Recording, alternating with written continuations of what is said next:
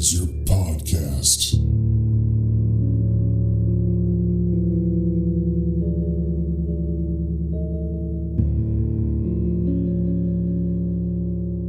Hey there, everybody, and welcome back.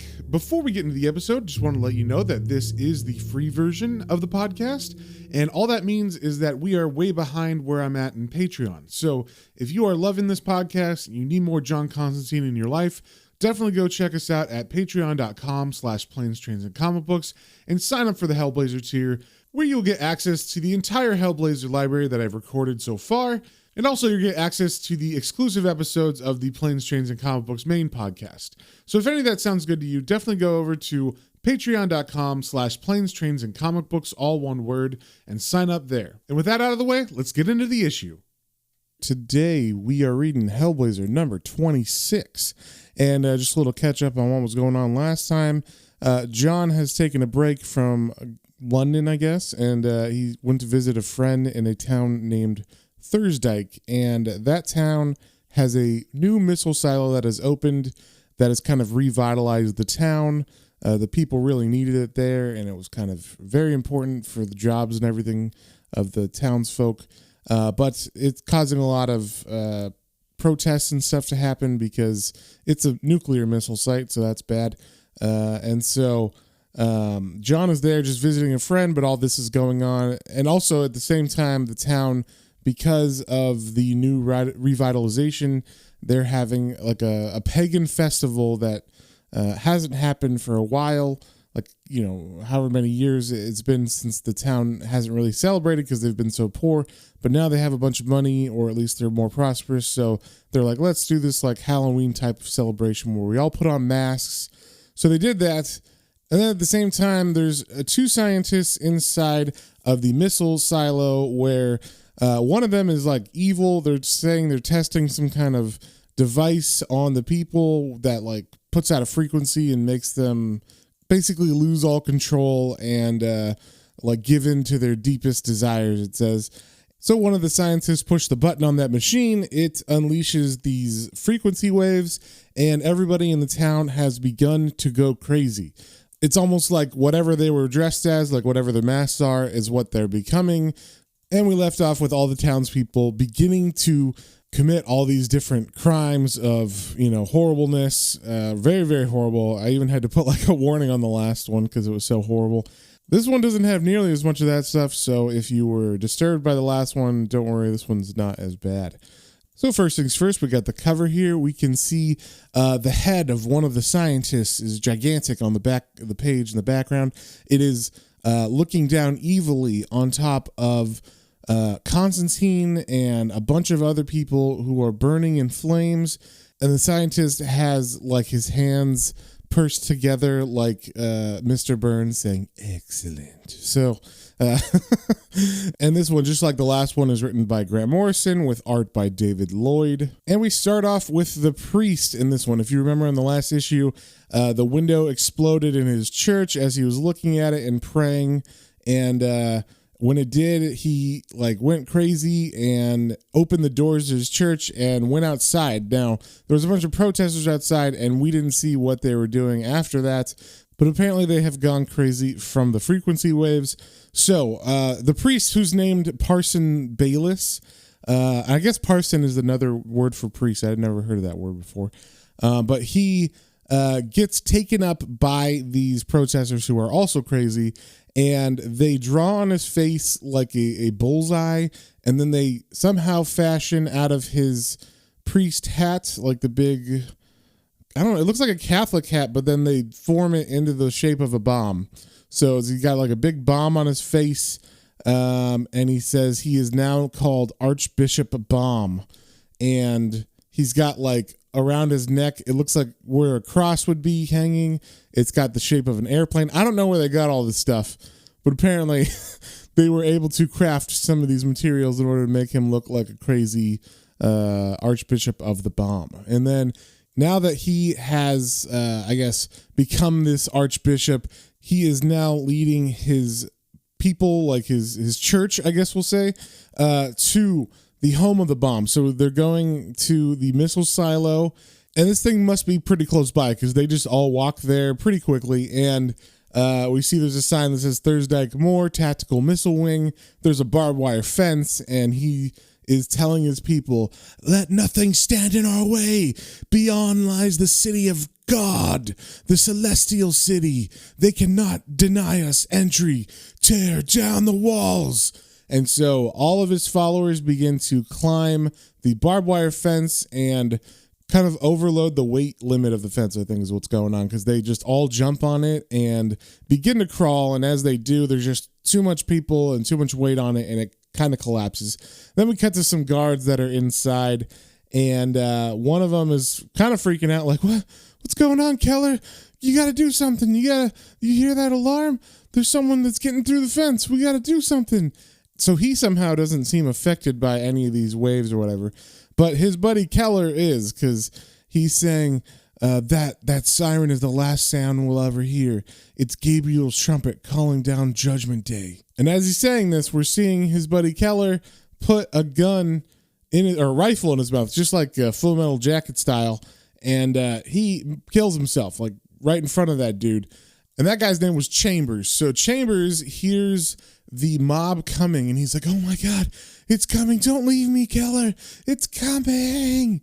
And then we cut back to Parson Bayless, who is now climbing over the backs of the people who are probably all cut up on barbed wire and everything, as the fence has collapsed underneath their weight. And we see the name of this issue is called How I Learned to Love the Bomb. And then we cut back to town where, like I said last time, everybody is going crazy. People are murdering people, raping people. Their masks are on. They look super creepy. And in the midst of this mayhem, we see someone looking out from an alleyway who is hiding, obviously. And we see that person is John's friend Una, who's the person he came to visit in this town specifically. So she's just looking and seeing all these things happen and is saying, oh God, make it stop. Make it stop. And then she looks, and there's like a crowd of people walking, like a parade of people. And they're not like murdering or anything at the moment, but maybe they're moving on and trying to find more people to murder, because they've definitely killed a lot of people that are in this town right now. So as she's looking, she sees the leader of this mob, someone with a torch who's walking, has a really big, ugly, mask on their face. And she realizes, she's like, oh no, it's John. And then we see that, yes, John Constantine himself has been possessed by this frequency and is leading this mob. And he's saying, follow me. Mommy knows best. Mommy knows best. In your hearts, you know it. You know it's right. Follow me.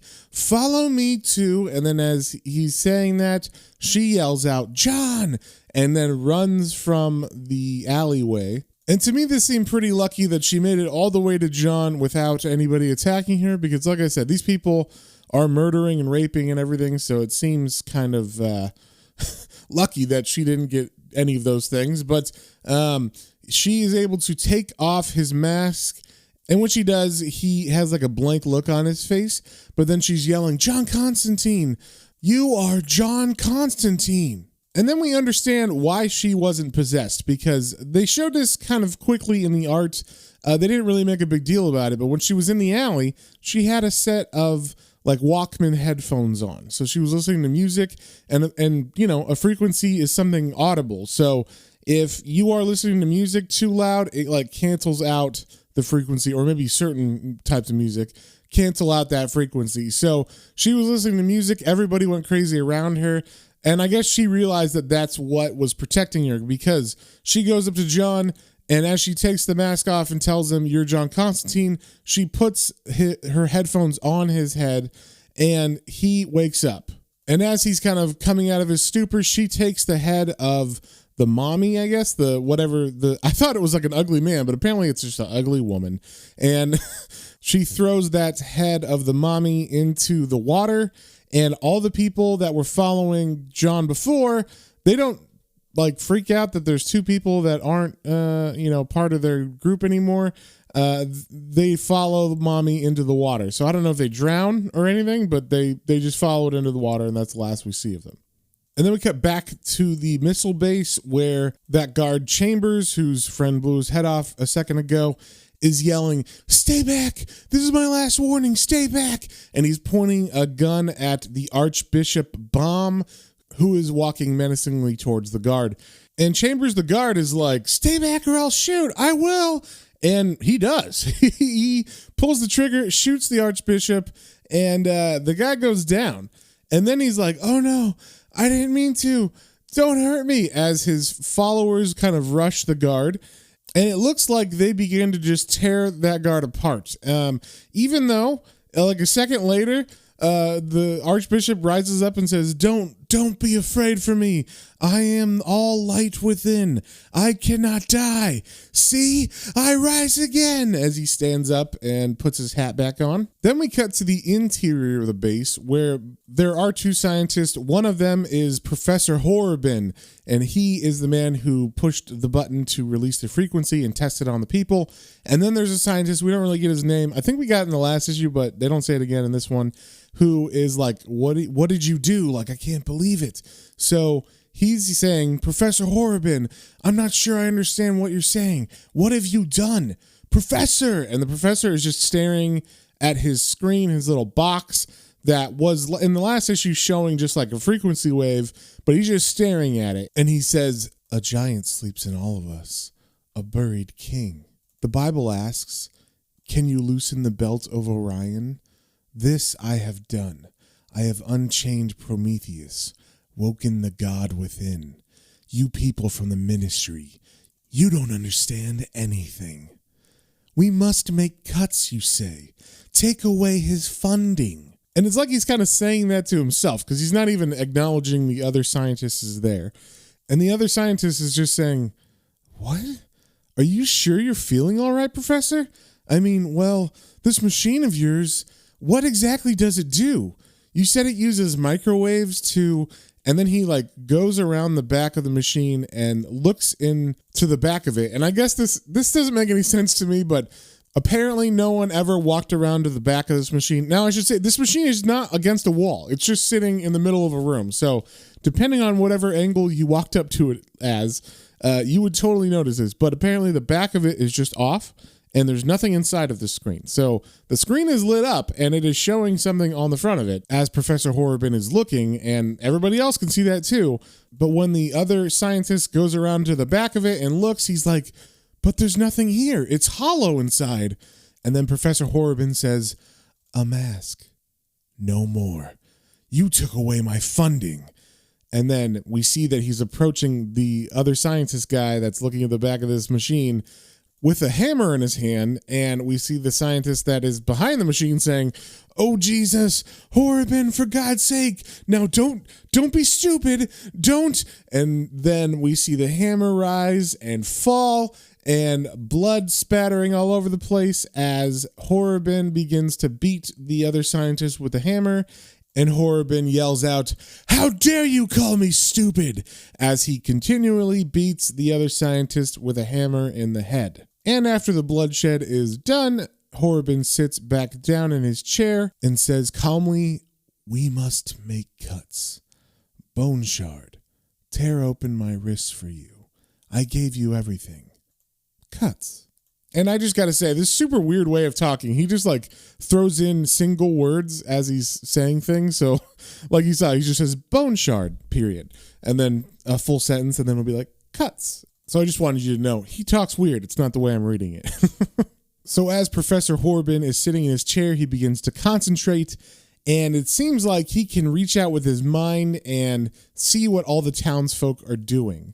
So he's like going through all these different scenes of what's happening, and I'll read what the narration says. That's kind of like what he's seeing. It says, "Mr. Finn, the fishmonger, is pulling the wings off birds in the pet shop. Canaries, parrots, cockatiels. When he has had enough, when he has divined the secret of flight, he will jump from the roof of the town hall. In Cromwell Street, the children are led smiling to the razor man, who gently removes their faces to make child masks for the adults. The children depart with wet red Halloween cake faces, smiling still. and all the sounds of pain, of the glass crushed underfoot, become one great sound, like the drown-out final chime of some monumental bell signaling doomsday, and the hollow town hums like a hive. And then a woman yells out as she's all bloody, and I don't know if she's one of the people being attacked or one of the crazies, but she says, "The devil has come to Thursdyke." And then we cut back to John and Una, who are now inside of a club, or as they say in Europe, a discotheque. And I guess music is playing in there. So there are some people that have been hiding in there with Una. I don't know if she saved them or if in general just the people were there. But I think there's some children. So it seems like maybe some other people picked up on it, or Una told everybody that she saw that was still alive that, hey, if you're in this place where the music is playing, it will block the frequency that is driving everybody crazy. So John and Una are talking in here, and John is like, "Oh God, oh Christ, I can't believe it. An amateur. It took me like a bloody amateur."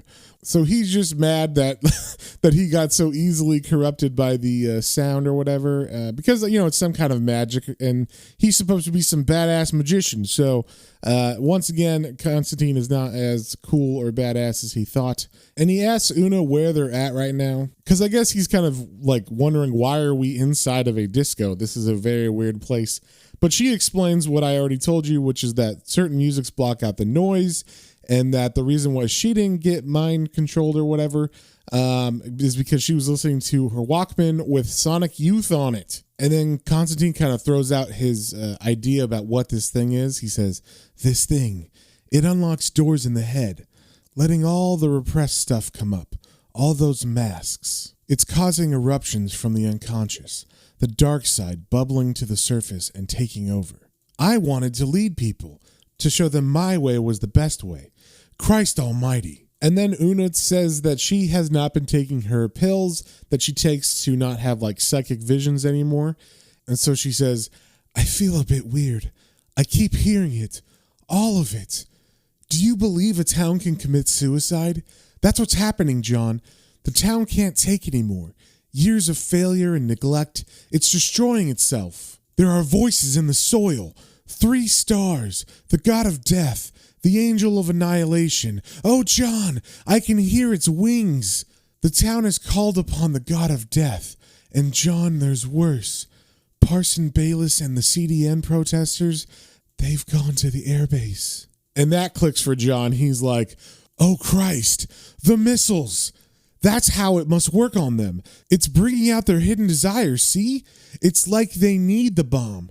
The bomb gives their lives meaning, like a new religion, and now they've gone to meet God." So upon realizing that they need to go to the airbase, John decides that he needs a car so he can drive over to the airbase and stop what's going on. And Una decides to stay with the kids there because she can't leave the kids by themselves. So she stays in the disco with the kids. But before she goes back there, she makes sure that she gives John a tape to play inside of this truck he finds. And the truck has like a loudspeaker assembly on it, like one of those megaphones, but like 2 of them back to back. It's kind of like an ice cream truck, like it's gonna project sound. So it seems like maybe he's going to blast the music on the loudspeakers, and maybe that will wake people up as he drives by. And I thought this part was funny because in all of Hellblazer, John is famously known for not being able to drive. So I was about to be like, wait, he can drive? And even Una asks, "I didn't know you could drive." And then there's a hard cut where we go back to the airbase where the Archbishop and his followers have gotten to the area where the missiles are being kept, or at least the planes. And the Archbishop is saying, "There are angels imprisoned in these shells. Our bodies, too, are cages which contain angels." And then his followers ask, "What shall we do?" And then there's another hard cut back to Constantine and Una where Constantine's responding to her question of, "I didn't know you could drive," where he's like, "Drive? Of course I can't." And then you just see this crazy look on his face as he's, I guess, driving away, determined to get to the airbase, but not quite knowing what he's doing. And then we cut back to the airbase where the Archbishop is telling his followers, "I must go now. I am summoned. You must break the glass, release the angelic light, and join our light with that great and final light." And he's saying that as his followers are like looking at the jets and airplanes that are inside of the airbase. And then we follow the Archbishop, who's walking down what looks like the landing strip of this airbase, and he's saying, "The old gods wear new faces. They dress in new clothes that they may walk among us unseen.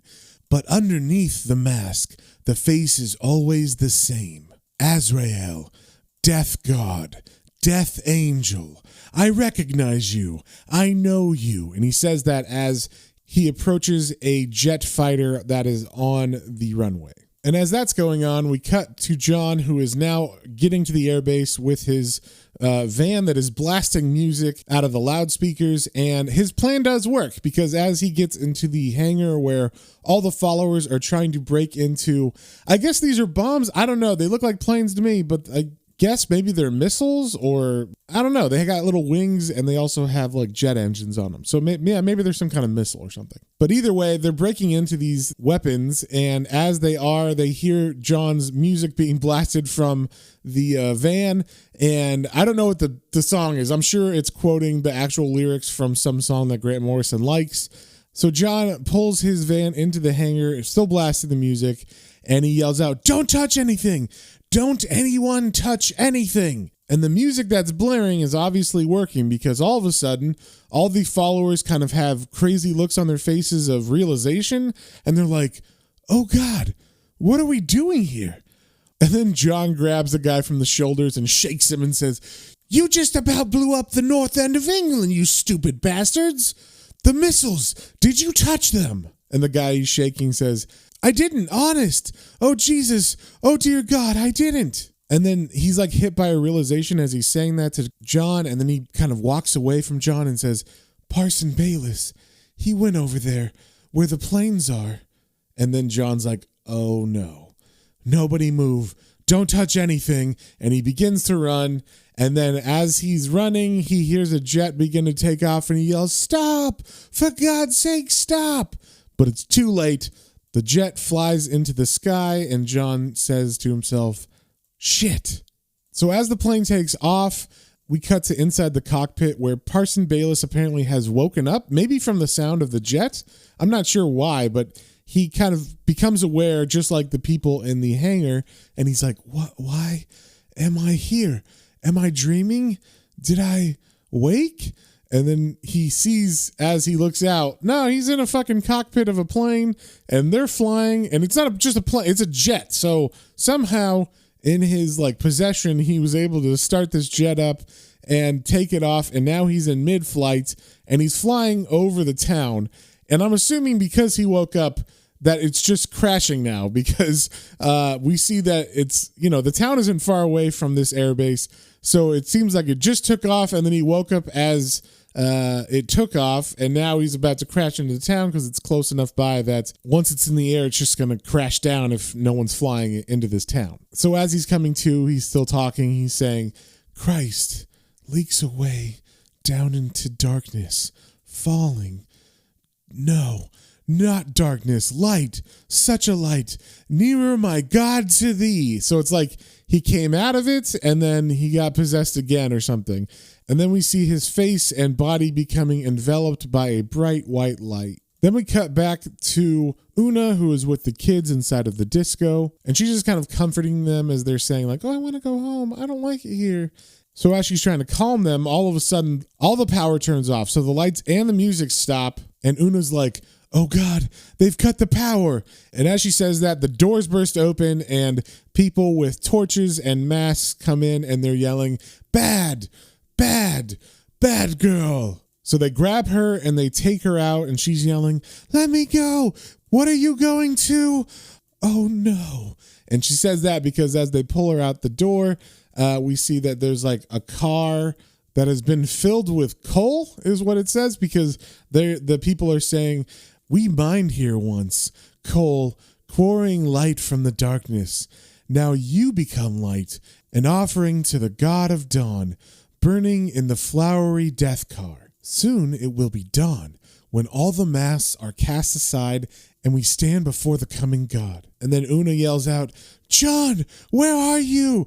John, they're going to burn me, John." And then there's some narration that says, "The sky becomes paper thin, dawn light in a paper lantern. The god is coming in a thunder of wings. And then the possessed followers that are trying to burn her say, look, he's coming. 3 stars in the sky. 3 stars of warning. He's coming. And what they're pointing to is the jet that Parson Bayless is flying and is about to crash into the town. And that is exactly what happens. The plane crashes and the bombs explode. And then we cut to some time afterwards. They don't give us an exact time of how long it's been, but the rubble is still smoking of the town of Thursdyke. So we get a news reporter that is on site saying, the tragedy of what has happened here in Thursdyke cannot be underestimated. As emergency services work to clear the wreckage, no clear picture has yet emerged as to the final death toll. That the tragedy should have occurred during a festival of civic regeneration makes it all the more horrific. The Prime Minister, who heard the news early this morning, is currently on her way to Thursdyke to offer her sympathy and support. Police have already revealed that a radical anti-nuclear group may have been responsible for the... And then it cuts off, and then Constantine is in the background and he's saying, yeah, that's right, mate. Feed him all the old lies. You've got a posh accent, so it must be true. And him saying that out loud is actually like interrupting the recording of the future broadcast. So the news reporter is like, what? And he turns around and sees Constantine walking away, and he's just very perturbed. And he's like, cut, start that again. Bloody pain in the arse. And then we get some narration as John Constantine walks away, and it says, do you believe a town can commit suicide, she said. The town was never alive. It died years ago, and what we have seen is no more than a haunting. A unique spirit tricked into living colors. Those lights, those voices, echoes at a seance. A painted sheet drawn over a corpse. A mask. And now the mask is cast away. And as this narration is happening, John is kind of walking through the rubble of the town. And I guess these weren't nuclear missiles because there doesn't seem to be any fallout even though the town was blown up or whatever. There's no like nuclear radiation or anything. So John is poking around in the ashes and stuff, and he finds Una's camera, and he kind of looks at it sadly and throws it back on the ground and then walks away from the town and just says, bollocks. And then he walks back to the crossroads that he was dropped off at the beginning of last issue.